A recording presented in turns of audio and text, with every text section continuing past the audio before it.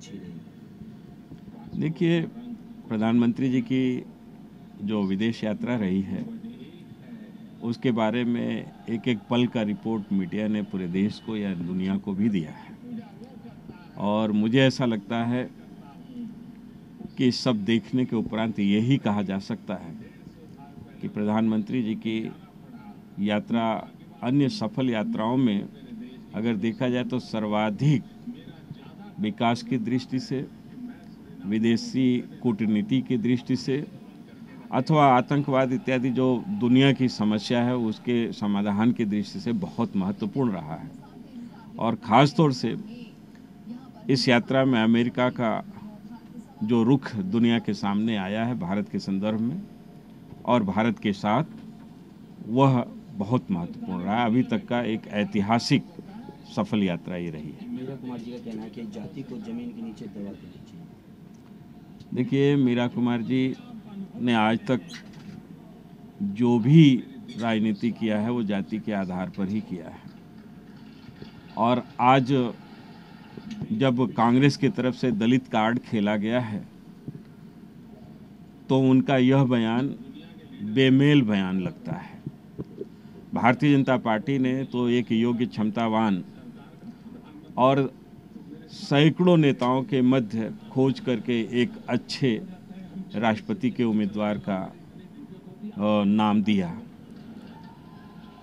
भाजपा ने तो कोई दलितों का कंपटीशन करने के लिए तो नहीं कुछ किया था, पर कांग्रेस ने तो राष्ट्रपति इलेक्शन को, भारत के राष्ट्रपति इलेक्शन को दलित राष्ट्रपति के इलेक्शन में बदल दिया है, जो मुझे दुख होता है।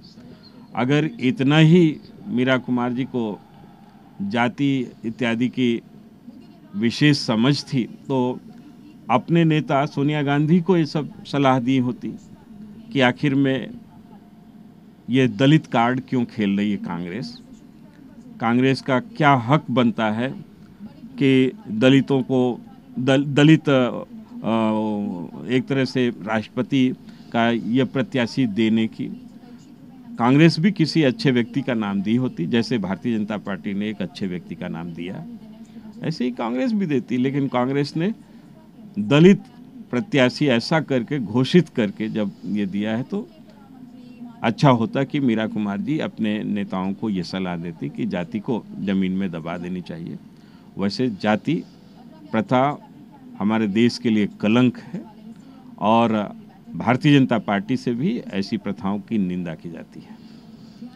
लास्ट क्वेश्चन, ममता बनर्जी ने बोला है कि देश में असहिष्णुता का माहौल है। ममता जी जिस तरह से असहिष्णुता की बात करती हैं, जरा वो अपने राज्य में देखें कि वहाँ क्या हो रहा है। जिस तरह से भारतीय जनता पार्टी के कार्यकर्ताओं का कत्ल हो रहा है, मारा जा रहा है उनको, बात बात पर लड़ाई दंगे किए जा रहे हैं। इसका रिपोर्ट भी अगर उनकी सरकार में इंस्ट्रक्शन है नहीं लिखने का, तो असहिष्णुता की बात करने वाले लोग अपने गिरेबान में झांक करके देखें कि वहाँ क्या हो रहा है। और कहीं ऐसा तो लगता है कि देश के अन्य जगहों पर अगर छोटी मोटी लड़ाई झगड़े भी होते हैं तो ममता जैसे लोग उसको बढ़ा चढ़ा करके असहिष्णुता का ही नाम देने की कोशिश करती हैं।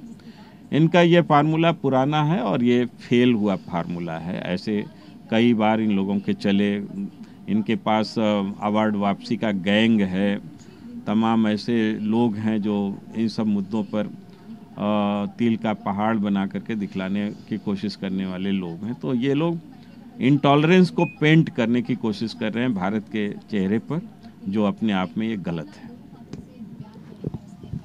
भ्रष्टाचार मिटाने की बात किया करते थे, जो सांठगांठ की बात किया करते थे, आज उनके प्रिंसिपल सिद्धांत कहाँ चले गए? वो दिल्ली की 2 करोड़ जनता उनको उनकी हैसियत बताएगी। Thank you.